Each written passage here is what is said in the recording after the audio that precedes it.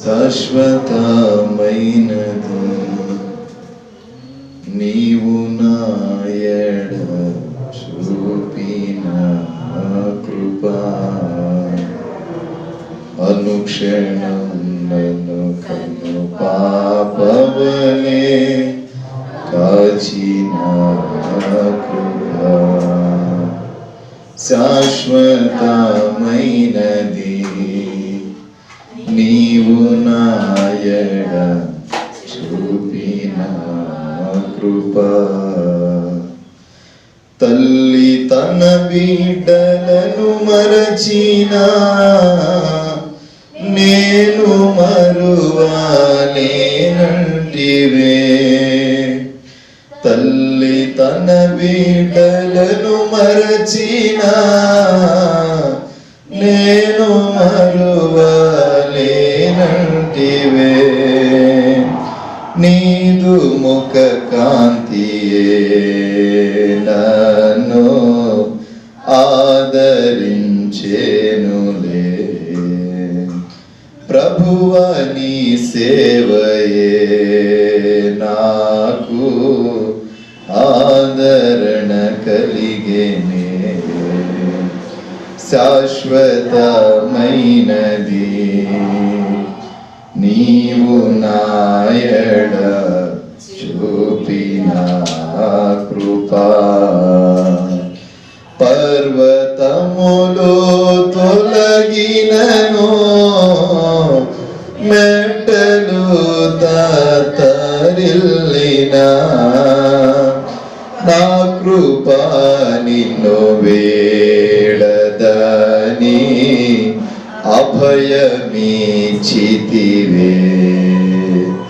నా కృపా నిన్ను వేడదని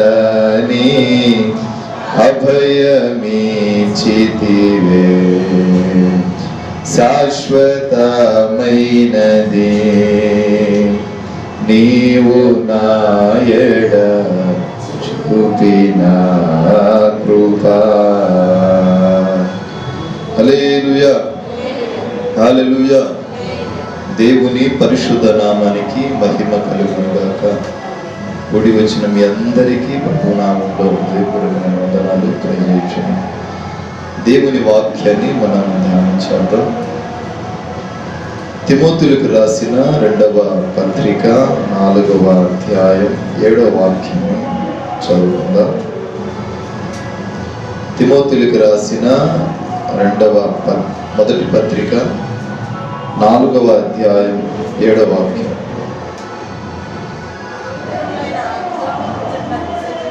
అపవిత్రములైన ముసలమ్మ ముచ్చట్లను విసర్జించి దేవభక్తి విషయములో నీకు నీవే సాధకము చేసుకో.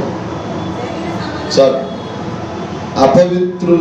అపవిత్రమైన ముసలమ్మ ముచ్చట్లకు విసర్జించి దైవభక్తి విషయములో మిమ్మల్ని మీరే సాధకము చేసుకోను.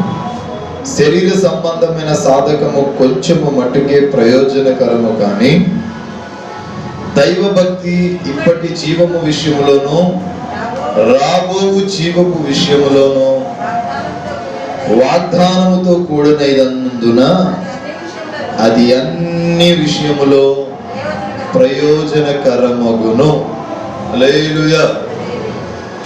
అపవిత్రమైన ముసలమ్మ ముచ్చట్లను విసర్జించి దైవభక్తి విషయములో నిన్ను నీవే సాధకం చేసుకోవాలి. ఎవరో వచ్చి ఏదో చెప్పి ఎవరో వచ్చి సాధకము చేస్తే అది మనము పాటించడం గొప్ప కాదు. ఎవరో వచ్చి వాళ్ళు చెప్పారని నేను చేస్తున్నాను అని అంటే అది సాధ్యమైనంత వరకు సత్యము కాదు. దేవుని విషయములో నిన్ను నీవు సరి చేసుకో, దేవుని విషయములో నిన్ను నీవు జాగ్రత్త పరుచుకో, దేవుని విషయములో నిన్ను నీవు పరిశీలన చేసుకో, దేవుని కృప విషయమై నిన్ను నీవు సార్థకం చేసుకో. నీ జీవితము సార్థకం అవ్వాలి. సార్థకం కానప్పుడు, నీ విషయము దేవునికి సమీపంగా రానప్పుడు, నువ్వెంత భక్తి చేసినా ఆ భక్తి చినిగిపోయిన సంచిలో వస్తువులు వేసినట్టే ఉంటది. వాక్యము సెలవిస్తుంది, భక్తుడైన తిమోతికి, శిష్యుడైన తిమోతికి అపోస్తుడైన పౌలు రాస్తున్నాడు, రే బాబు, అపవిత్రమైన ముసలమ్మ ముచ్చట్లకు ఎక్కువ చెవి పెట్టకుండా దైవ భక్తి విషయములో నిన్ను నీవు సరిచేసుకో. ఎక్కడైనా తప్పానా, ఎక్కడైనా పడిపోయానా, ఎక్కడైనా జారిపోయానా, ఎక్కడైనా దూరంగా వెళ్ళిపోతున్నానా అని నిన్ను నీవు సరిచేసుకో. ఎందుకో తెలుసా, ఒకళ్ళు వచ్చి చెబితే అది నీకు వేరే విధంగా అనిపించవచ్చు. ఒకళ్ళు వచ్చి నీవు మంచిగా ఉండట్లేదు, మంచిగా ఉండమంటే నీకు కోపం రావచ్చు. కానీ నిన్ను నీవు పరిశీలన చేసుకో, నిన్ను నీవు దేవునికి సమర్పించుకో, నిన్ను నీవు దేవునికి అప్పగించుకో. కారణం ఏంటంటే, దైవ భక్తి విషయంలో ఒకళ్ళు వచ్చి చెప్పడం కంటే నిన్ను నీవు దేవుని ఎదుట ప్రత్యక్షపరుచుకోవటమే సరి అయిన పద్ధతి. ఈరోజు అసలు భక్తి అంటే ఏంటి? ప్రతి ఆదివారం మందిరానికి వస్తే భక్తి? నెలలో జీతం రాగానే దశమ భాగాలు ఇస్తే భక్తి? మనసు మారకుండా, హృదయం మారకుండా, ప్రవర్తన మారకుండా, నేను దేవుని బిడ్డనని తెల్లటి బట్టలు వేసుకొని దేవుని మందిరానికి వచ్చి అందరి మధ్య గొప్పోడిని అనిపించుకోవడం భక్తి కాదు. ఎప్పుడైతే నీవు దేవుని సన్నిధికి వస్తావో వెంటనే నీ పాత జీవితము క్రొట్టివేయబడాలి. ఇప్పుడు ఈరోజు వేసుకున్న షర్టు రేపు మార్నింగ్ ఎందుకు ఉతుకుతాం? సాతాను గడు వచ్చాడు కానీ ఎందుకు ఉతుకుతాం? మనం సమయం పాటించినప్పుడు వాడు పాటిస్తాడు కదా. ఎందుకు ఉతుకుతాం? మురికైపోయింది కాబట్టి మరలా దాన్ని శుభ్రపరుచుకోవడానికి కొత్తగా కనబడాలని ఉతుకుతాం. మరి వాక్యం అనే ఆ రిన్ సబ్బుతో నీ పాపం అనే ఆ చొక్కాని ఎప్పుడు ఉతకాలా? దివారాత్రములు ఉతకాలి, ప్రతినిత్యము ఉతకాలి. కారణం ఏంటో తెలుసా? దేవుని వాక్యము సెలవిస్తుంది, ఇదిగో నీ జీవితం కట్టబడాలంటే పాపపు బట్ట తీసి పారవేయి. ఈ పాత బట్ట నీలో ఉన్నన్ని రోజులు, ఈ పాత స్వభావం నీలో ఉన్నన్ని రోజులు నీ జీవితం దేవునికి దూరం అవుతుంది. ఆశీర్వాదం పొందాలని నువ్వెంత పరితపించినా ఆశీర్వాదమునకు బదులు శాపం వెంటాడుతుంది. నేను యోచించే నా బిడ్డలు, ఎదురు చూసే నా బిడ్డలు నా వైపు వారి యొక్క మనస్సును ఉంచట్లేదు కనుక వీరికి ఆశీర్వాదానికి బదులు శాపము సంభవించేటట్టు చేస్తానంటాడు దేవుడు. ఈ సంవత్సరం ఏ సంవత్సరం? మరి ఎంతవరకు అభివృద్ధి అవుతున్నారో మీ మీద అది ఆధారపడి ఉంది. కళ్ళకి కట్టినట్టు 6 మాసాలు ఎగిరిపోయినాయి, ఇంకొక 6 మాసాలు ఉన్నాయి. దేవుడిచ్చిన వాగ్దానం మరి నీ పట్ల ఎలా నెరవేర్చబడుతుంది? మీకు భయం ఉందో లేదో నాకు తెలియదు, కానీ ప్రతి క్షణము గుండెల్లో భయాన్ని మోస్తూ పరిగెడుతున్నాను. భయం. ఇచ్చిన వాగ్దానాన్ని జాగ్రత్తగా కాపాడుకొని ఇచ్చిన వాగ్దానాన్ని సమయానికి నెరవేర్చుకోవాలి. జనవరి, ఫిబ్రవరి, మార్చి అనేవి క్రీస్తు సిలువ వేయటానికి సంబంధించిన మాసాలు. ఏప్రిల్, మే సువార్త ప్రకటించుటకు సంబంధించిన మాసాలు. జూన్, జూలై, ఆగస్టు 15వ తారీఖు వరకు ప్రార్థనా మాసాలు. సెప్టెంబర్, అక్టోబర్, నవంబర్ క్రీస్తు పుట్టుకకు తెలియజేసే మాసం. మరలా జనవరికి వస్తే క్రీస్తు సిలువ వేసే మాసం. ఇది బైబిల్ సత్యం. ఇప్పుడు ఇది ఏ మాసం? చరిత్ర చెప్తుంది. ప్రార్థన చేసుకునే మాసం. మీరు గమనిస్తే ఏ సేవకుడైనా సరే జూన్, జూలై, ఆగస్టు మాసాలు ఎక్కడ డేట్లు ఇవ్వడు. కారణం ఏంటో తెలుసా? దైవ సేవకుడికి తెలుసు ఇది ప్రార్థించే నెల. నువ్వెంత ప్రార్థిస్తావో నీ జీవితంలో అంత ఆశీర్వాదం జరుగుతుంది. తొలకరి జల్లు పడే మాసం కేవలం పంట పండుటకు కాదండి, పంట పండుటకు కాదు, పాడైపోయిన భూములు తిరిగి చిగురించడానికి కాదు ఈ మాసంలో తొలకరి జల్లులు పడేది. పాడైపోయిన నీ బ్రతుకు కట్టబడుటకి ఈ మాసములో తొలకరి జల్లులు ఇస్తాడు దేవుడు. ఆ తొలకరి వర్షము ఈ శరీరానుసారంగా అయితే భూమి మీద తొలకరి వర్షం విత్తనము విత్తుటకు ఉపయోగపడుతుంది. కానీ ఆధ్యాత్మిక కోణములో తొలకరి వర్షము అనేది ఎప్పుడు పడుతుందంటే, కనిపెట్టి నువ్వు ప్రార్థన చేసినప్పుడు పరిశుద్ధాత్ముడు తొలకరి వానగా నీ జీవితం మీద కురుస్తాడు. మంచు కురిసిన రీతిగా నీ జీవితంలో ఆయన కృప కురవబడాలి, కుమ్మరింపబడాలి. అది కుమ్మరింపని రోజులు నీవు ఎంత వెతికినా దేవుడు నీకు సమీపంగా రాడు. మనం అనుకుంటాం, నా హోదా చూసి, నా పలుకుబడి చూసి, నా యొక్క బలము చూసి, అండ చూసి, కండబలాన్ని చూసి నేను ఏడు చేస్తే 2 కన్నీటి బొట్టులు కార్చేస్తే దేవుడు నా మొర వింటాడు అనుకుంటాం. ఒక్కసారి దేవుడు నిన్ను దూరం పెట్టడం ప్రారంభిస్తే ఇక నీ జీవితంలో ఏ ఆశీర్వాదం నీ చేరువవ్వదు. కారణం ఏంటో తెలుసా? నేను పిలిచినంతసేపు నువ్వు రానప్పుడు, నీవు పిలిచినప్పుడు నేను ఎలా రావాలంటాడు. వాక్యము సెలవిస్తుంది, నీ ప్రార్థనకు ఆలస్యం అవుతూ ఉంటే ఆయనకు సమీపముగా రాలేకపోతున్నావు. నీ ప్రార్థనకు ఆలస్యం అవుతుందంటే ఆయనకు చేరువలో నీవు రాలేకపోతున్నావు. కారణం ఏంటి? మీరు కోపడినట్టు ఒక మాట చెప్పనా? బుధవారం ప్రార్థన ఉందా? ఉందా? బుధవారాలు ప్రార్థన ఉందా? ఉందా? ఎప్పటి నుంచి?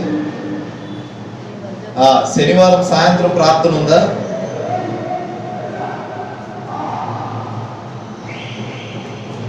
ఆదివారం ప్రార్థన. శుక్రవారం ఉపవాస ప్రార్థన ఉందా? ఇప్పుడు మనం ఆదివారం ఎన్ని గంటలు భక్తి చేస్తున్నాం?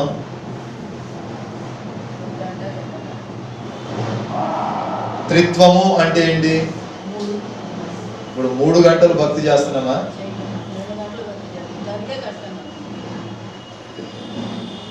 నేను మిమ్మల్ని బాధ పెట్టాలనే ఉద్దేశం నాకు లేదు.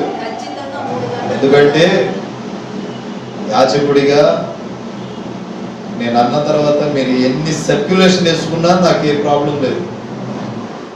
రేపు తీర్పులో మీ మూలంగా నేను నిలబడలేను. ఉదయాన్నే 3:30కి లెగుస్తా. నేను 3:30కు బయలుదేరి మీ మధ్యకు వచ్చేసరికి 8 అవుతుంది, 7 అవుతుంది, ఒక్కోసారి 9 అవుతుంది. బస్ స్టాండ్స్ లో నిలబడి నిలబడి నిలబడి నిలబడి ఎందుకురా ఈ జీవితం అనిపిస్తుంది. కానీ తప్పదు. నాకంత ప్రయాస దేనికంటారు?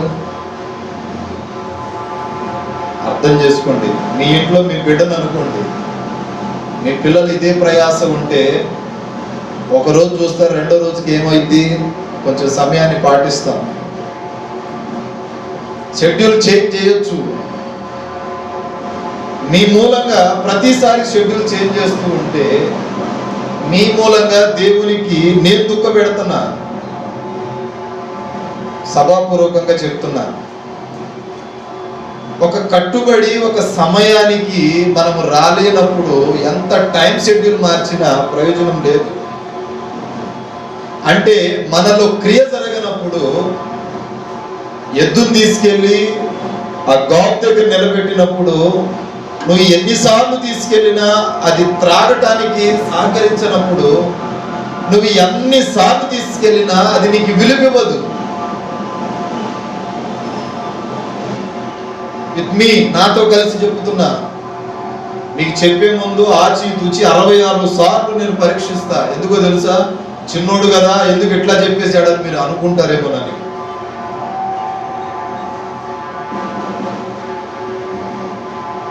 పెద్దోళ్ళుగా మిమ్మల్ని ఎక్కడ బాధ పెడుతున్నాను అనే వేదన నా మనస్సులో ఎల్లప్పుడూ ఉంటుంది. మీకు చెప్పే ముందు ఆచి తూచి అడుగులు వేస్తా. కారణం ఏంటంటే నేను దేవునికి లెక్క చెప్పాలని. అలాగని నా దర్శనాన్ని నేను వదులుకోలేను.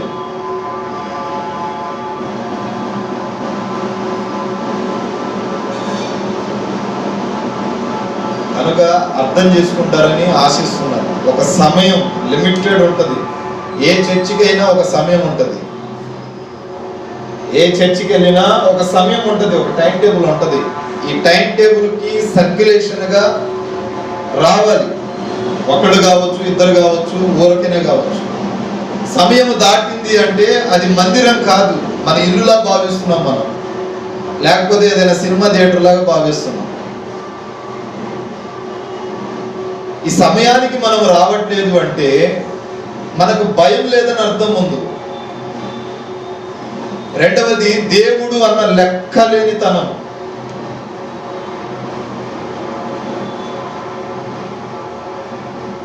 ఒక తండ్రి తన కుమారుణ్ణి ఒక స్కూల్లో జాయిన్ చేసినప్పుడు వాడు అక్కడ బాగలేదన్నాడు.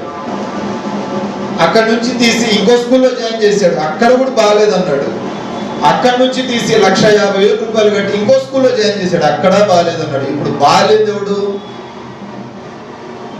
బాగుంది ఏంటి? స్కూలా, స్టూడెంటా? ఈడి బుద్ధి బాగలా. ఎన్ని స్కూళ్ళు మార్చినా ప్రయోజనం లేదు. ఒక టైం లిమిటెడ్ ఉంటుంది. 10 నిమిషాలు, అర్ధగంట యాజకులుగా మేము దూర ప్రాంతం నుండి వస్తాం కాబట్టి అది మాకు సెట్ అవుతుంది. లోకల్ నుండి మీరు రాలేకపోతున్నారంటే నాకు నవ్వు వస్తుంది. ఒక రోజుకి 200 పైచిలుకు కిలోమీటర్లు జర్నీ చేస్తున్నాను నేను.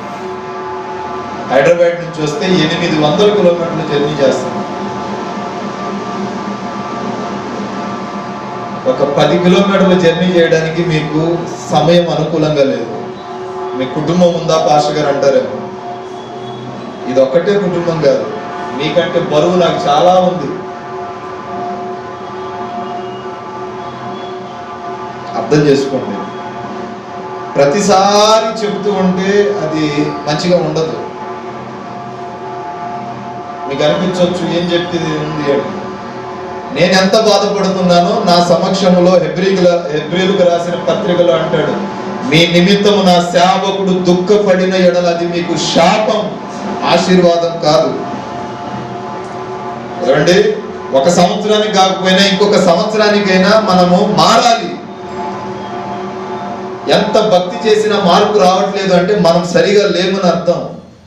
సిస్టమ్ సరిగ్గా లేదని కాదు, మనం సరిగా లేము. సిస్టమ్ క్లారిటీగా ఉంటుంది. నేను అర్ధగంటకు వచ్చినా గంటకు వచ్చినా నేను 20 నిమిషాలు అర్ధగంట చెప్పి వాక్యాన్ని ముగిస్తున్నాను, మీకు ఇబ్బందిగా ఉండకూడదని. ఇక్కడ తప్ప ఇంకెక్కడ ఈ సిస్టమ్ ఉండదు. మీరు గుంటూరునే చూసారేమో, నేను 5-6 రాష్ట్రాలు తిరిగిన వాడిని. ఒక సమయం టైం పీరియడ్ ఉంటుంది. ఆ టైం పీరియడ్ దాచి మనం వెళ్ళిన యాజకుడు స్టేజ్ దగ్గర వెళ్ళిపోతాడు. కనుక దుఃఖముతో ఈ మాటలు చెప్తున్నా. ఒక టైం పెట్టుకోండి. మీ టైంను సర్క్యులేషన్ చేయడానికి సేవకుడుగా నేను ఎన్ని టైంలు మార్చాలంటారు? మీరు అయిపోయి ఇంటికి పోతారు, మరి నేను ఒక టైం మీకు పెట్టేసిన తర్వాత ఆ టైం తర్వాత నాకు వేరే పని ఉండదంటారా? నేను చెప్పాడులే, మాకు బాధ కలిగింది అంటే నేనేం చేయలేను. ఇది నీతి. మనం సమయానికి దేవుని సన్నిధికి రానప్పుడు దేవుడు సమయానికి మన జీవితంలో మేలు ఎట్లా చేస్తాడు?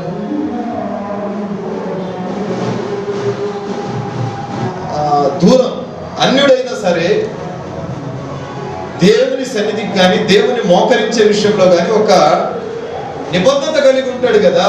మనం ఎందుకు అట్లా లేము అంటే, ఒక కన్నీటి బొట్టు కార్చేస్తే కరిగిపోతాడులే అనుకుంటున్నామా ఏంటి? ఎన్ని శోధనలు, ఒక్కొక్క ఇంట్లో ఎన్నో శోధనలు ఉన్నాయి. కానీ సాతాను గాడి కుయుక్తి చేత అట్లా కాలము నడుస్తుందని మనం పరిగెడుతున్నాం. నిజమైన భక్తిలో నీవు దిగితే నీ ఇంట్లో ఎన్ని శోధన ఉందో, ఒక్కొక్కళ్ళ ఇంటిలో ఎంత దురాత్మ క్రియ ఉందో అర్థమవుతుంది. ఇది ఎవరో చెప్తే రాదు, ఎవరో వచ్చి చెబితే అర్థము కాదు. మనం పరిపూర్ణంగా దేవుని సమక్షంలోకి వెళ్ళినప్పుడు నీ కుటుంబంలో అసలు దేవుడు ఉన్నాడా, సాతానుగాడు ఉన్నాడా అనేది అర్థమవుతుంది. మనం పరిపూర్ణంగా దేవునికి అప్పగింపబడనన్ని రోజులు చూడటానికి బాగానే ఉంటది, కానీ కొంతకాలానికి నీవు కోరుకోలేని దెబ్బతింటావు. ఎంత సమయాన్ని నేను దూరం చేసుకున్నాను, ఆలస్యం చేశాను, ఎంత ఆశీర్వాదాన్ని పోగొట్టుకున్నాను. కాలం మారిపోతుంది, వచ్చే పాస్టర్లు మారుతారు, సంఘంలో విశ్వాసులు మారుతారు, కానీ నీ స్థితి మారదు. అందుకే తిమోతితో పౌలు అంటాడు, పౌలా, తిమోతి, ముసలమ్మ ముచ్చట్లకు సమయం కాదు ఇది. వేగిరపడే సమయం, ప్రభు కొరకు ప్రాణత్యాగం చేసే సమయం, దేవుని కొరకు పరిగెత్తే సమయం, దేవుని హృదయంలో గుండెల్లో చేర్చుకొని ఆయన కృప కొరకు వేడుకునే సమయం. కనుక దైవ భక్తి విషయంలో జాగ్రత్తగా ఉండు.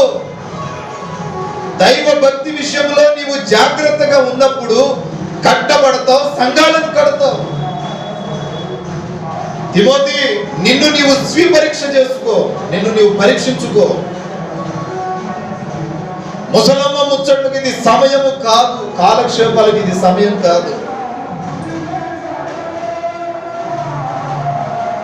సెంటర్లో మోడీ ప్రభుత్వం ఎందుకు వచ్చింది తెలుసా?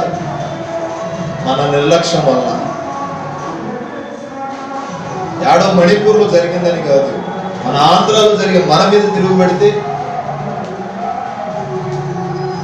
ప్రతి ఒక్క దైవ సేవకుడి గుండెల్లో వేదన ఇదే.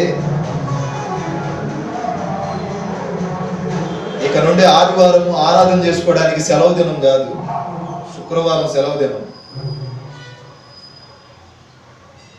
మనకున్న స్వేచ్ఛను మనమే పోగొట్టుకుంటున్నాం.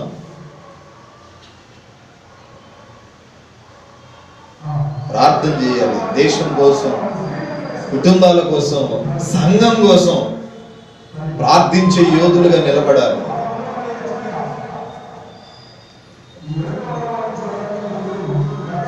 ఎఫెసీయులకు రాసిన పత్రిక 4వ అధ్యాయం 22వ వాక్యం. ఎఫెసీయులకు రాసిన పత్రిక 4:22.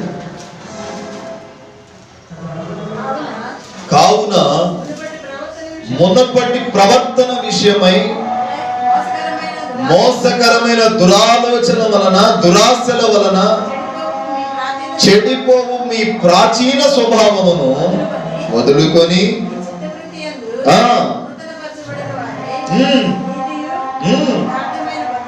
ఇప్పుడు ఏ భక్తి ఉండాలి? యథార్థమైన భక్తి చేయాలి. చాలు. మొట్టమొదటిది దైవ భక్తి విషయంలో జాగ్రత్తగా ఉండు. దేవుని సేవించే విషయంలో, దేవుని కనిపెట్టే విషయంలో, దేవుని కొనియాడే విషయంలో, దేవుని సన్నిధిని వెతికే విషయంలో, దేవుణ్ణి నీ జీవితంలో స్వీకరించే విషయంలో జాగ్రత్త. అంటాడు కదా, ఇదిగో నీ ప్రాచీన స్వభావమును విడిచి నూతన పరచబడి రక్షణ పొందిన నీవు యథార్థమైన భక్తి చేయాలి. అక్కడొక మాట, ఇక్కడొక మాట, అక్కడొక ఆలోచన, ఇక్కడొక ఆలోచన చేసే స్థాయిలో నేను నిన్ను ఎన్నుకోలేదు. నా సన్నిధికి వచ్చువారు నీతియు యథార్థత కలిగిన భక్తి చేయువారని నేను గర్వించేది ఇంకెప్పుడు?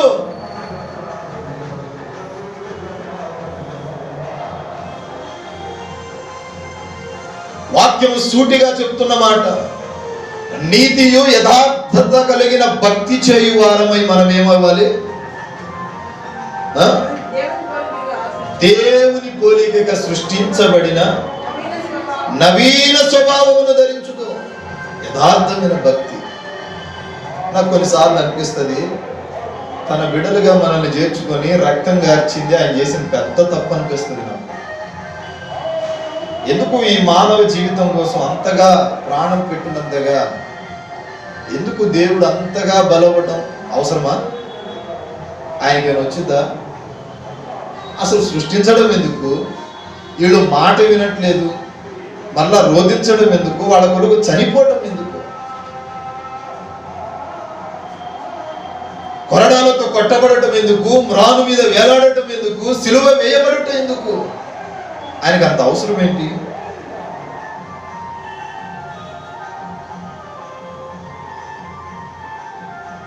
ఆయన ప్రేమను జాతగానితనంగా చేసి ప్రజలు ఆడుకోవటం ఏంటి? విశ్వాసులు ఆడుకోవటం ఏంటి? మరింత దుఃఖం పెట్టడం ఏంటి? మరలా ఆయన వాళ్ళంత కాళ్ళు తన్ను ఆ గుండె మీద తన్నినా మంచి ప్రేమ కలిగి మరలా వారిని చేరదీయటం ఏంటి? ఇదంతా ఎందుకు అనిపించింది నాకు. ఇక్కడ అంటాడు ఎఫెసీ సంఘానికి లేఖ రాస్తూ, మీ ప్రాచీన స్వభావమును దూరం పెట్టి నీతియు యథార్థత కలిగిన భక్తి కలిగి మీ నవీన స్వభావానికి ప్రారంభ వచనముగా పూనుకొనండి. ప్రతిరోజు బ్రష్ ఎందుకు చేస్తాం? ఇది అలవాటు ఉంటుందిగా. స్నానం చేశాక బట్టలు వేసుకునేది అలవాటు ఉంది కదా. ఉదయాన్నే లేచి ఫుడ్ తినేది అలవాటు ఉన్నప్పుడు ప్రతిదినము ప్రార్థన చేయాలన్న అలవాటు ఎందుకు లేదు? అదొక షెడ్యూల్లో లేదా?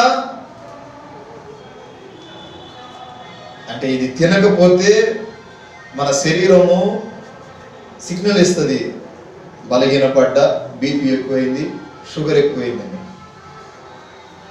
మొహం గడక్కపోతే ఫుడ్ పెట్టదు మమ్మీ. ప్రార్థన చేయకపోతే అడిగేవాడు ఎవడున్నాడనే కదా. కానీ ఒక టైం వస్తుంది, ఆ రోజు ఎంత ఏడ్చినా అగ్ని ఆరదు, బగ్గు బగ్గున మండుతూ ఉంటాడు. ధనవంతుడు అంటాడు, తండ్రి నీ రొమ్మున ఆనుకొని ఉన్న ఆ యొక్క ఎవరు లాజర్ని కొద్దిగా పంపించి వచ్చొక్క తండ్రి పోయిన అబ్రహామా. అబ్రహాము చాలా సౌమ్యుడు, చాలా సౌమ్యంగా సమాధానం ఇస్తాడు. ధనవంతుడా, భూమి మీద నీవు నీ ఇష్టం వచ్చినట్టు బ్రతికావు కదా. భూమి మీద లాజరు కటిక వేదన అనుభవించాడు. కనుకని ఇక్కడ అతనికి విశ్రాంతి లభించింది. నీవు భూమి మీద విచ్చలవిడిగా ప్రవర్తించావు. ఒక వ్యక్తికి ₹1,00,00,000 ఆస్తుంది, కోరుకోలేని వ్యాధి వచ్చింది. కోరుకోలేని వ్యాధి వచ్చింది.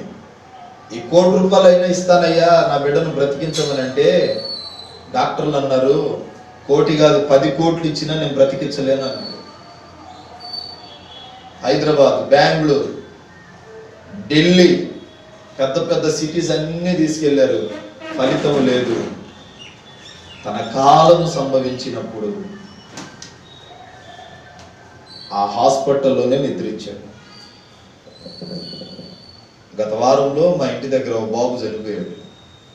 చిన్న జ్వరం వచ్చింది. చిన్న జ్వరానికి కాళ్ళు చేతులు వాస్తాయా? హుబ్లీలో వాళ్ళ నాన్న ఉద్యోగం చేస్తున్నాడు. పశువుడే, చిన్న పిల్లడు, చాలా బాగుంటాడు. చిన్న జ్వరం వచ్చింది. హుబ్లీ నుంచి నషాబాద్ తీసుకొచ్చారు, నషాబాద్ నుంచి గుంటూరు రమేష్ హాస్పిటల్కి తీసుకొచ్చారు.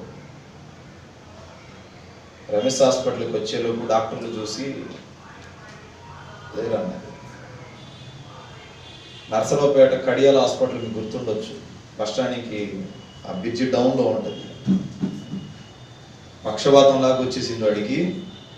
వచ్చేసి తల్లిదండ్రులు ఇద్దరు దగ్గరికి పోతే తల్లిది ఒక చెయ్యి, తండ్రిది ఒక చెయ్యి తీసుకొని ఇట్లా దండం పెట్టి శ్వాస విడిచాడు. మరి డాక్టర్లు కాపాడొచ్చు కదా, ఏదైనా అంటే విధి అంటాం, కాదు దేవునికి దూరమైన తూచమైన కార్యాలు చేసినప్పుడు అది పిల్లల మీద ఎఫెక్ట్ అవుతుంది. చాలా చక్కగా ఉంటాడు, అందగాడు, బాగుంటాడు. వాళ్ళ అక్కకి గోవాలో డాక్టర్ సీట్ వచ్చింది, చాలా బాగుంటాడు. కానీ తల్లిదండ్రులు ప్రాణాన్ని కాపాడలేకపోయారు.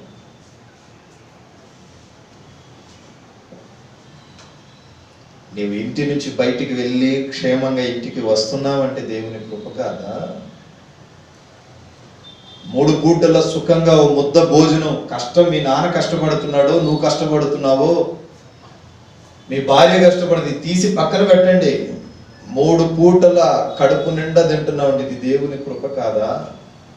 మొహం గడగటానికి ఒక టైం ఉంటుంది, టిఫిన్ చేయడానికి ఒక టైం ఉంటుంది, ఫ్రెష్ అప్ అవ్వడానికి ఒక టైం ఉంటుంది, డ్యూటీకి వెళ్ళడానికి ఒక టైం ఉంటుంది. మరి ప్రార్థన చేయడానికో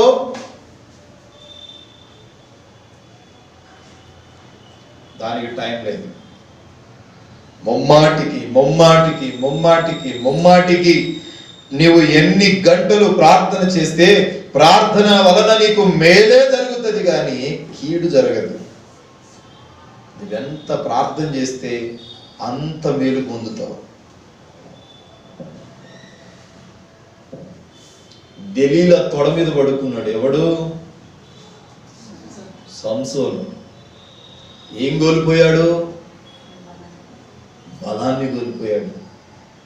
ఇప్పుడు క్రైస్తవులు నిద్రపోతున్నారు. నిద్రపోవటం వలన దెలీలా ఏం చేసింది? ఏం చేయాలనుకుంది? కానీ ఏదో ఒక రోజు నిద్ర నుండి మేలుకునేసరికి అన్ని చేయి దాటిపోతుంది. యథార్థమైన భక్తి చేద్దాం. బ్రతికే 4 రోజులైనా ప్రభువుని మెప్పించే భక్తి కాదు, ప్రభువుని మహిమపరిచే భక్తి చేద్దాం. బ్రతికే 4 రోజులైనా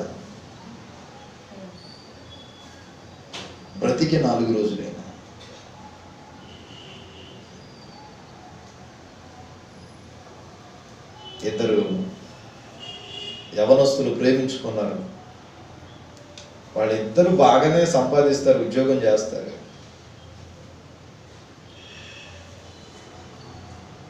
తల్లిదండ్రులకు దూరంగా బ్రతుకుతున్నారు, ఎదిరించి పెళ్లి చేసుకున్నారు. వాళ్ళ మధ్య ఏ గొడవ వచ్చిందో తెలియదు కానీ అమ్మాయి ఏమో పొలంలో పోయి ఊరేసుకొని చచ్చిపోతే, ఇంట్లో ఊరేసుకొని చచ్చిపోతే, అబ్బాయి ఏమో అడవిలో పోయి చెట్టుకు ఊరేసుకొని చచ్చిపోయాడు.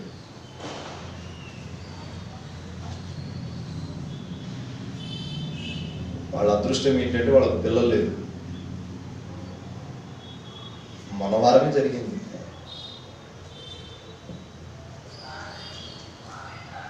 ఎందుకు చెప్తున్నానంటే రాకడకు సూచనలు ఆసన్నమైనవి.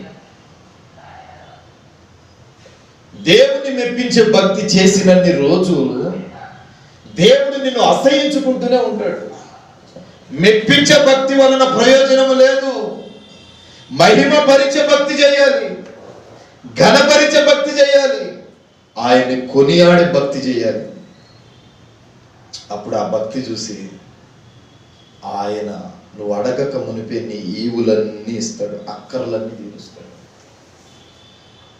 యోబు గ్రంథం 1వ అధ్యాయం 1వ వాక్యములో ఊజు దేశమందు నీతిమంతుడు యథార్థవంతుడు అయిన ఎవరున్నారు? యోబు అనే వ్యక్తి ఉండేది. ఎవరు చెప్పారు సాక్ష్యం? 1వ అధ్యాయం చివరి అధ్యాయం ఎవరు రాశారు? యోబు గ్రంథంలో చాలాసార్లు చెప్పాను. యోబు గ్రంథంలో 1వ అధ్యాయం చివరి అధ్యాయం ఎవరు రాశారు? మోషే రాశాడు. ఊజు దేశమందు నీతిమంతుడు యథార్థవంతుడైన భక్తిపరుడైన ఎవరున్నారు? యోబు. ఇప్పుడు ఇతడు ఎవరు? నీతిమంతుడు. ఇతడు ఎవరు? యథార్థవంతుడు. ఇతను ఎవరు? భక్తిపరుడు. దేవుడే సాక్షాత్తు సాక్ష్యం ఇచ్చాడు. మరి మన కొరకు మన నిమిత్తం దేవుడు ఇంకెప్పుడు సాక్ష్యం ఇచ్చేది? చేయాల్సినవన్నీ చేస్తాం, ఏదో ఒక రోజు కాలయాతన చేసి కాలం ఎలిపుచ్చుకుంటాం. మంచి పోరాటమును పోరాడి తిని నా పరుగు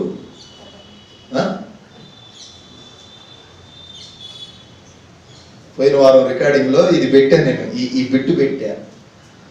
మంచి పోరాటమును నాకు నేర్పుచుంటివి. తర్వాత నీతి కిరీటమును నా కొరకు దాచితివి. సన్నద్ధుడై నేను సత్కార్యమునకు పూర్ణముగా దైవావేశముతో నీ పిలుపునందుకొని నీ సాక్షిగా ఇలలో బ్రతికించి నిలుపుమయా. నిన్ను చేరేదాకా నా పరుగు ఆగదయా, నిన్ను కలిసేదాకా విశ్వాసములో కాయుమయా. ఈ బిట్టు పెట్టా. సినిమా సింగర్ రమ్య ఏం పేరు, బెహరనా, ఆమె చేత పాడేస్తున్న పాట. విజయశీలుడా నా యేసునాథుడా, మరువలేనయా నీ సిలువ త్యాగము. కన్నీళ్ళు వస్తాయి ఖచ్చితంగా. ఏ పోరాటం పోరాడా? మంచి పోరాటమును పోరాడి తిని. మరి మంచి పోరాటం పోరాడితే నీతి కిరీటం ఉండాలి కదా. యథార్థమైన భక్తి చేద్దాం. యాకోబు పత్రిక 1వ అధ్యాయం 26వ వాక్యం. అక్కడ నిష్కలంకమైన భక్తి, కళంకము లేని భక్తి. ఏంటి? కళంకము లేని భక్తి అంటే నువ్వు చేసే భక్తిలో కళంకం ఉండకూడదు, డాగు మత్స ఉండకూడదు. ఓ 100 యాపిల్స్ ఉన్నాయి, 100 యాపిల్స్ లో ఓ 10 యాపిల్ చెడిపోయాయని సరే, చెడిపోయాయని ఈ 100 యాపిల్లో 10 యాపిల్ చెడిపోయినవి ఉంటే ఆ 10 యాపిల్ని కూడా కలుపుకొని తీసుకుపోతావా? వాటిని సపరేట్ చేస్తావు కదా. అలాగే ఒక సంఘములో, ఓ సమాజములో ఓ 100 మంది సభ్యులు ఉంటే 10 మంది చెడిపోతే, నీ హృదయం చెడిపోతే ఇప్పుడు దేవుడు వేరుపరచడా? ఇప్పుడు చెడిపోయినా పర్లేదు అని అంటే ఈడికిచ్చే ఘనతే వాడికి దక్కుతుంది. లేదు అని ఈయన్ని ఖండిస్తే రెండోసారికి వాడు ఏమవుతాడు? మారుతాడు. డాగు మచ్చ కళంకము లేని భక్తి చేయాలి. తప్పంటూ ఎవరు చేయరని నేను చెప్పను, తప్పు అందరూ చేస్తారు. సాయంత్రానికి ఆ తప్పును ఒప్పుకునే గుణం కావాలి. ఎంతసేపటికి మైండ్లో నేను ఈరోజు ఏ తప్పు చేయకూడదు అనే ఆలోచన ఉన్నప్పుడు ఏదో ఒక రోజు నీ కళ ఫలిస్తుంది. ఆ ఆలోచన చేస్తున్నా సరే, మాట్లాడని చోట అబద్ధం మాట్లాడినా జరగరాని తప్పని దేవుడు క్షమిస్తాడు. కావాలని వాక్యము తెలిసి దేవుడు ఏం చేస్తాడో తెలిసి కూడా తప్పు చేశామంటే దానికి శిక్ష భయంకరంగా ఉంటుంది. సమూయేలుకి వాళ్ళమ్మ దేవుని గురించి నూరిపోసేటప్పుడు చాలా విషయాలు చెప్పింది.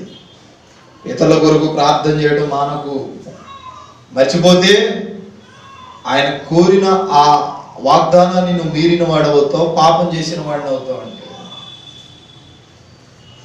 నీ తోటి వారిని అందరినీ ప్రేమించు. గమనించండి, ఏలి కుమారులు ఎంత తప్పు చేస్తున్నా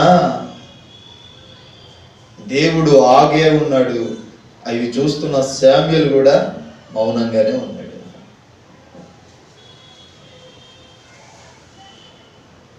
నిష్కలంకమైన భక్తి. దేవునికి నీకు మధ్య వేరే పర్సన్ ఉండకూడదు, వేరే అడ్డుగోడ ఉండకూడదు. మచ్చ డాగు లేని పండును మనం ఇష్టపడినట్టు మనలో కూడా మచ్చ డాగు కళంకం లేని వ్యక్తుల్నే ఇష్టపడతాం.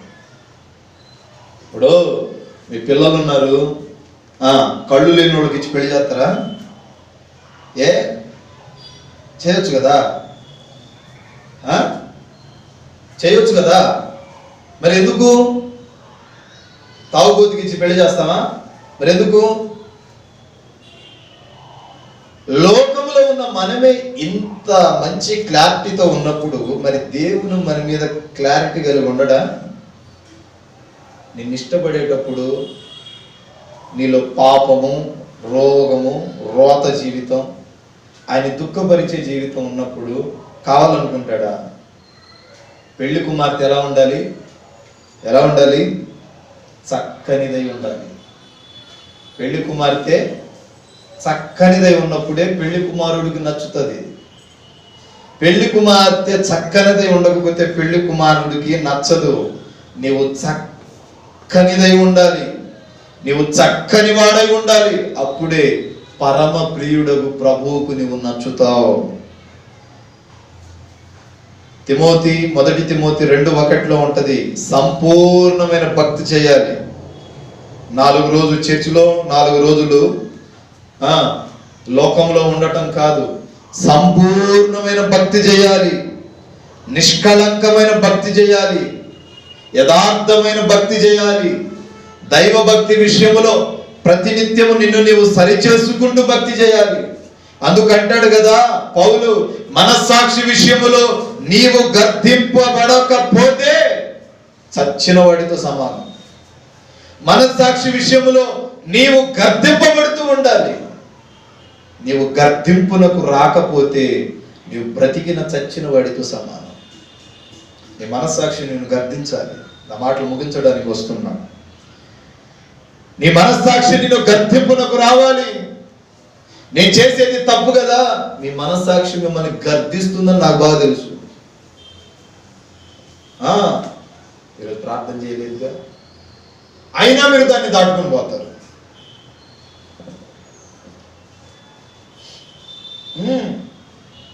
ఈరోజు అన్నం తినలేదనుకో, అదే మనస్సాక్షి గర్దించింది. ఈరోజు తినలేదురా బాబు, కొద్దిగా తిను. మనస్సాక్షి ఎప్పుడు గర్దించింది? బలంగా చెప్పనా? బుద్ధి ఎప్పుడు చెప్పనా? ఏదైనా తప్పు చేయి, ఎక్కడ దొరికిపోతామోనన్న భయం.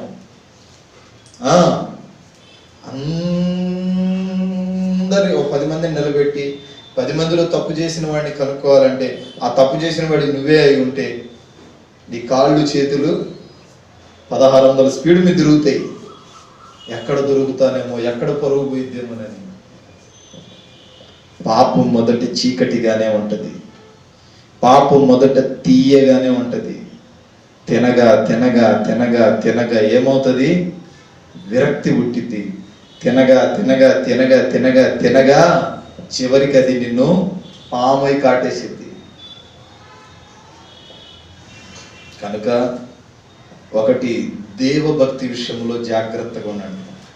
అంటే నిన్ను నీవు సరి చేసుకోవాలి, నిన్ను నీవు సరిదిద్దుకోవాలి, నిన్ను నీవు సమర్పించుకోవాలి, నిన్ను నువ్వు దేవునికి అప్పగించుకోవాలి. ప్రతినిత్యము దేవుని విషయంలో నిర్లక్ష్యం ఉండకూడదు. నిర్లక్ష్యము నీవు ఉంటే నీవు దివ్యన పొందుతావు. వాక్యం సెలవిస్తుంది. 2, యథార్థమైన భక్తి చేయాలి. యథార్థత కలిగిన భక్తి చేస్తే నీవు ఆశీర్వాదమునకు వారసుడు అవుతావు. ప్రతినిత్యము యథార్థత కలిగి జీవించాలి. 3వది, నిష్కళంకమైన భక్తి చేయాలి. నిష్కళంకమైన భక్తి నిన్ను ఆశీర్వాదానికి దారితీస్తుంది. కళంకము, మచ్చ, డాగు ఏమీ ఉండకూడదు. 4, సంపూర్ణమైన భక్తి. ఈ 5వది మాత్రం అందరూ చేస్తారు. చూస్తారా? తిమోతికి రాసిన 2వ పత్రిక 3వ అధ్యాయం 5వ వాక్యం ముగిస్తాయి.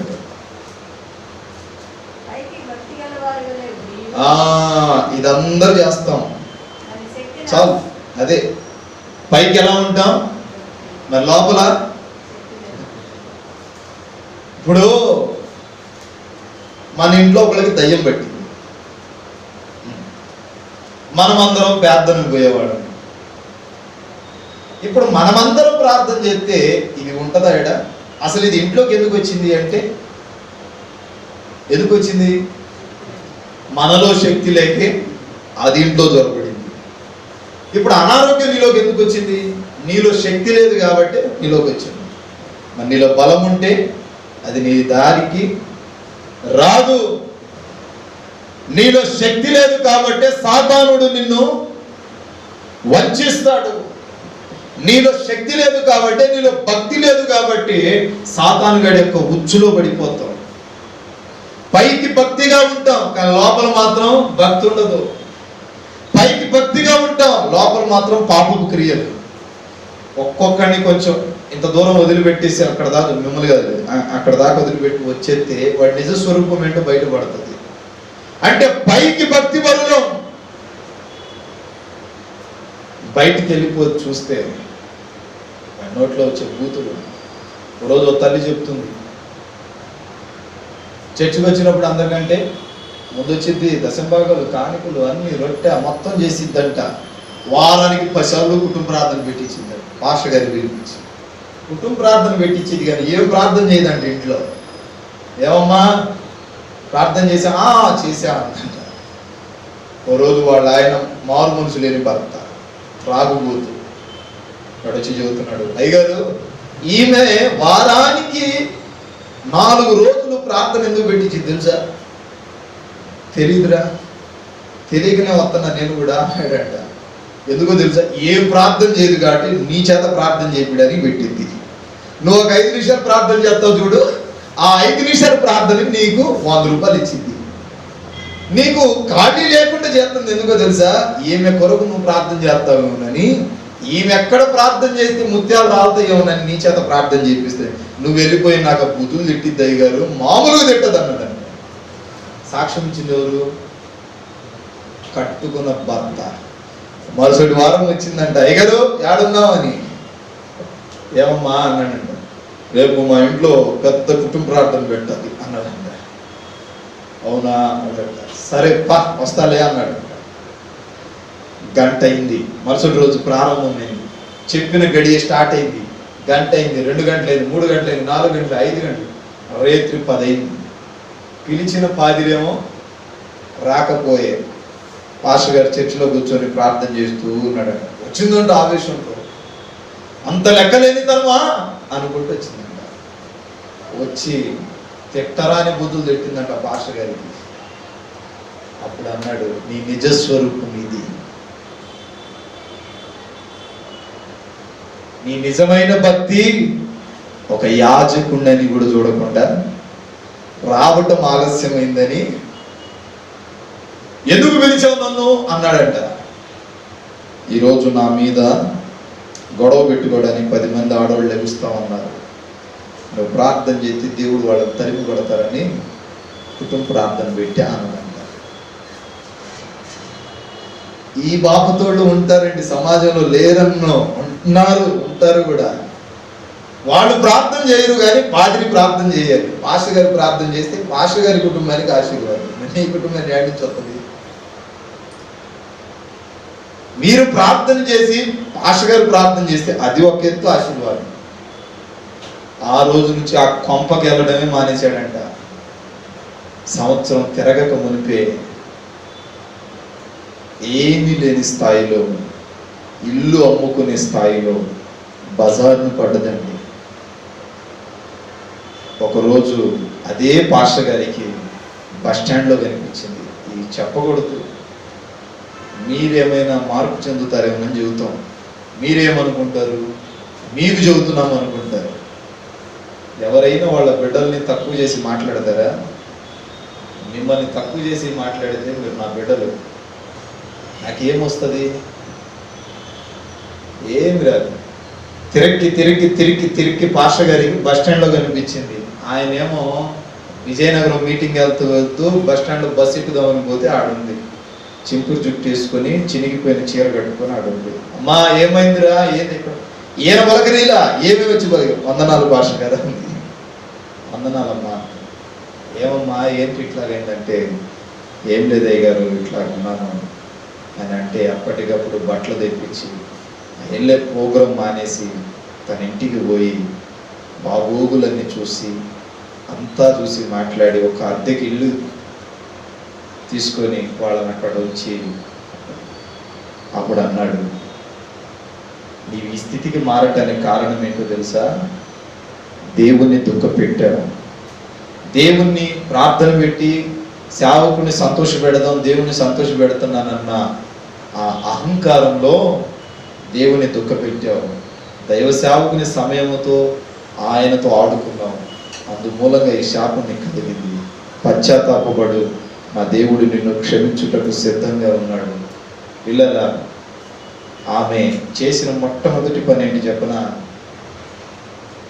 తెల్లని బట్టలు కట్టుకునే ముందు ఊరంతా ఒక డ్రమ్ము తీసుకొని ఇంటింటికి పోయి వాక్యం చెప్పడం ప్రారంభించింది. ఇంటికి వెళ్ళేటప్పుడు భర్త లేని స్త్రీని హేళన చేసేవాళ్ళు లేకపోలేదు. హేళన చేస్తున్నా, మాట్లాడుతున్నా, నాకు కాదు నా వీపుకు చెప్పుకో అని ముందడుగు వేసిందండి. ముందడుగు వేసింది. నిలబడి పరిగెత్తి 4 కుటుంబాలని తీసుకొచ్చి ప్రభు సన్నిధిలో కూర్చోబెట్టిన తర్వాత మాస్టర్ గారి దగ్గరికి వచ్చింది. అయ్యా, నేను ఎంత బాధ పెట్టానో, నీ సమయం ఎంత విలువైనదో నాకు ఇప్పుడు అర్థమైంది.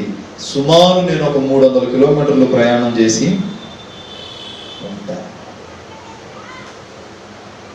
ఆమె ఒళ్ళంతా పుండ్లు ఉన్నాయి. ఈ ఒక్కొక్క ఇంటి గడప తొక్కుతూ ఉండేసరికి ఆమె ఆ కుటుంబాలు ముగించే లోపు ఈమెలో ఉన్న ఆ పుండ్లన్నీ పోయింది. ఇప్పుడు దేవుని దగ్గరికి వస్తే దేవుడు దూరం పరచడండి. ఆ సంఘములో ఆమె మొట్టమొదటి పాత్ర పోషించింది. పాస్టర్ గారు లేకపోతే ఆరాధన చేసేది, పాస్టర్ గారు లేకపోతే కౌన్సిలింగ్ ఇచ్చేది, వాక్యం చెప్పేది కాదు, కౌన్సిలింగ్ ఇచ్చేది. ఎట్లా ఉండాలి, నేను ఈ స్థితి నుండి ఈ స్థితికి వచ్చానని చెప్పి. పాడైపోయింది. భర్త వదిలేశాడు, పిల్లలు చీకొట్టారు. కానీ చివరకు మరలా ఆమె కోల్పోయినవే 2 దేవుడు ఇచ్చాడు. హల్లెలూయా. ఈరోజు భారతదేశంలోనే సువార్త వ్యాప్తి చెందిన వారిలో ఒకటిగా నిలిచింది. ఎన్నో సంఘాలు ఉన్నాయి వాళ్ళ కింద. దేవునితో దేవుని సమయంతో ఆడుకున్నాను. నాకు ఒక ఆశ ఉంది, మీ అందరి జీవితంలో దేవుడు ఊహించని కార్యాలు చేస్తారని పట్టుదలతో నేను ప్రార్థన చేస్తున్నా, సభాపూర్వకంగా తెలియజేస్తున్నా. కానీ ఆమెకు వచ్చినట్టు మీకు కూడా ఏదో ఒక రోజు దేవుడు అవకాశం ఇస్తాడు అనే ఒక చిన్న ఆశ మారటానికి. 1 గంట 2 గంటలు భరించే నాకే ఇంత బాధ ఉంటే ఈ పరిచర్య ఏంది, ఈ సంఘం ఏంటి ఈ బాధని? వయసు మీద పడిన తర్వాత విశ్రాంతి కావాలి. మరి ఈ వయసులో ఆ తల్లికి ఎంత బాధ ఏంటి అర్థం చేసుకోండి. వయసులో మీరు ఉన్నారనుకోండి, ఆ వయసులో ఏం కావాలి? 50 సంవత్సరాలు వస్తే రెస్ట్ కావాలి. మరి ఈ వయసులో కూడా మీ నిమిత్తం ఎంత బాధ. నాకు ఎప్పుడు ఫోన్ చేసి నాకు చెప్పే మాట, అయ్యా వాళ్ళు తెలియక చేస్తున్నారేమో, వాళ్ళ తప్పేం కాదు, వాళ్ళ కోసం మనము ప్రార్థన బాగా చేయాలని చెప్పి. నేను ఎంత మాట్లాడినా, ఆమె ఎంత మాట్లాడినా నాకు చివరిగా ఆ మాటతో నా మైండ్ మరలా మారిపోతుంది. వాళ్ళు తెలియక చేస్తున్నారు, వాళ్ళు చేయట్లా, వాళ్ళు ఉన్న సాతాను అట్లా చేయిస్తున్నాడు. వాళ్ళ కొరకు మనం కాబట్టి ఇంకెవరు ప్రార్థన చేస్తాడు? మీ క్షేమం కొరుకునే వాడు కూడా మీకు ఉండాలి. దీనివల్ల ఏదో లాభప్రాప్తి వస్తుందని మీరు అనుకుంటారేమో, కానీ ఏమి రాదు. మీ క్షేమం కొరుకుని మీ కొరకు ప్రార్థన చేసే తల్లిదండ్రులు కూడా ఉండాలి, ఆత్మీయ తల్లిదండ్రులు. ఏదో ఒక రోజు ఏదో ఒక కోణంలో వాళ్ళ విలువ ఏంటో మనకి అర్థమవుతుంది. వాక్యము సెలవిస్తుంది. నిష్కళంకమైన భక్తి అనేది ఎప్పుడు అర్థమవుతుందంటే సంపూర్ణత చెంది దేవుని ముందు నిలబడినప్పుడు అర్థమవుతుంది. కనుక చెప్తున్నా, మీ మీద గొప్ప ప్రణాళికలు ఉన్నాయి. ఒక్కొక్కరు ఒక్కొక్క రీతిగా తలమానిగా అవుతారు. నేనేం చేయలేను కదా అని మీరు అనుకుంటారు. నీ జీవితాన్ని దేవుని చేతిలో పెట్టి చూడు, నీ కుటుంబం ఆశీర్వాదం పొందుతుంది. వాక్యము సెలవిస్తుంది, ఇంత దీన స్థితిలో కూడా సంపూర్ణత కలిగిన వాతావరణం దేవుడు మరలా అనుకూలపరిచాడు. ప్రారంభంలో గందరగోళం, కానీ ముగింపు మాత్రం విజయ పదంలో నడవాలి. వీళ్ళరా, ముసలమ్మ ముచ్చట్లకు విలువిచ్చి అవకాశం ఇచ్చి దైవ భక్తి విషయంలో తప్పుడు పనులు చేయమాకండి. దైవ భక్తి విషయంలో మిమ్మల్ని మీరు సరి చేసుకోండి. 2, యూజు దేశమందు యథార్థవంతుడు నీతిమంతుడైన యోబు అను ఒక మనుషుడు ఉన్నాడు. యథార్థమైన భక్తి కావాలి, నిష్కళంకమైన భక్తి, కళంకము లేని భక్తి, కళంకం లేని భక్తి ఉండాలి. 4, సంపూర్ణత చెందే భక్తి ఉండాలి. పూర్తిగా దేవుని మీద ఆధారపడాలి. పూర్తిగా దేవుని మీద డిపెండ్ అవ్వాలి. సగం లోకంలో సగం దేవుని మీద కాదు. మనం దేవుని కొరకు పరిగెత్తుకొని రావాలి, దేవుడు మన కొరకు పరిగెత్తి రాడు. 4, 5, పైకి భక్తిగా ఉండే లోపల పాపపు క్రియలు చేయకూడదు. చేస్తే ఒక దైవ సేవకురాలి సాక్ష్యాన్ని చెప్పాను కదా, ఆ విధంగా మాత్రం ఎక్కడో జరిగింది కాదు, ఇది కట్టుకథలు అంతకంటే కాదు, జరిగిన నగ్న సత్యం. కనుక చెప్తున్నా, ఒక సేవకుడుగా మీ మధ్యలో ఒకటిగా చెప్తున్నా, ప్రార్థన చేయండి. 6 మాసాలు గడిచిపోయాయి, ఇంకొక 6 మాసాలు ఉన్నాయి. ఈ 6 మాసాల్లో మీ తలరాతలు మార్చబడాలి, మీ స్థితి రెట్టింపు అవ్వాలి, మీ కుటుంబంలో పడిపోయిన పునాదులు దేవుడు చిగురించాలి. కుటుంబ సమేతంగా ఈ సంవత్సరం దేవుని మందిరానికి రావాలి. కుటుంబ సమేతంగా వచ్చే సంవత్సరం మొదటి దినమే బల్ల విరవాలి. ఆ రీతిగా మారాలంటే ప్రార్థన చేయాలి. మనం మారాలి. మనం వెళ్ళి మనం మారకుండా మనం ఎంత చెప్పినా ఎవరు వెళ్ళరు మన ఇంట్లో. అందుకే పెద్దలు అంటారు, ముందు ఇంట గెలిచి తర్వాత రచ్చ గెలవాలి. ముందు మనం ఇంట్లో గెలవాలి ప్రార్థనాపరులుగా, తర్వాత సమాజంలో గెలవాలి. కనుక అటు రీతిగా ప్రార్థన చేస్తారని ఆశిస్తూ నా మాటలు ముగిస్తున్నాను. నేను ఏదైనా తప్పుగా మాట్లాడితే మనసులో పెట్టుకోమాలని, తండ్రిగా గర్దించడం నా బాధ్యత, సేవకులుగా మన్నిస్తారని ఆశిస్తున్నాను. ప్రార్థన. ప్రేమాస్వరూపి దయగలిగిన మా తండ్రి, పరిశుద్ధ శుభనామమును బట్టి స్తోత్రాలు. ఈ శుభవేళ గుండెల్లో సేవకులుగా మాకెంతో వేదన దాచారు. ఎవరితో చెప్పుకున్నా ఈ బాధకు చిరునామ లేదు, మీతో పంచుకున్నా. ఆయన ప్రాణము అలసి అలసి అలసి అలసి ఏదో మీ వద్ద కూర్చొని మొరపెడుతున్నా. చెప్పబడిన మాటలు మీ బిడ్డలు చెవిగల వారు విన్నారు. ఆ విధముగా పాటించుటకు సహాయం చేయండి దేవా. శరీరానుసారంగా యాజకులుగా మేమే ఇంత దుఃఖిస్తున్నాం, మీరెంత దుఃఖిస్తున్నారో వివేచించగలను. ఈ సంఘానికి ఒక రూపకల్పన చేయమని అడుగుతున్నాను. పాడైపోయిన పునాదుల సైతము ఇశ్రాయేలులకు కట్టించి ఇచ్చారు. ఈ సంఘ ప్రాకారాలు సంవత్సరం వెంబడి సంవత్సరం జరిగిపోతున్నాయి, కానీ ద్వారాలు మాత్రం ఆలస్యం అవుతుంది. ఏ మంచి మాలో చూసి పరిచర్యకు పిలిచావో తెలియదు, కానీ యథార్థమైన భక్తి చేయాలనే నిబద్ధతతో ఉన్నాం. ఉన్నదే నలుగురు, అయినను నీ కృప సమయోచితమైన నీ దివ్య సన్నిధిని బట్టి సంతోషిస్తున్నాను.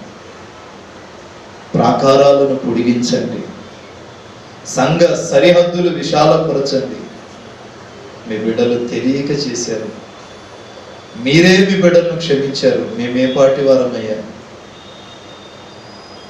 జ్ఞాపకం చేసుకోమని ప్రార్థిస్తున్నాను.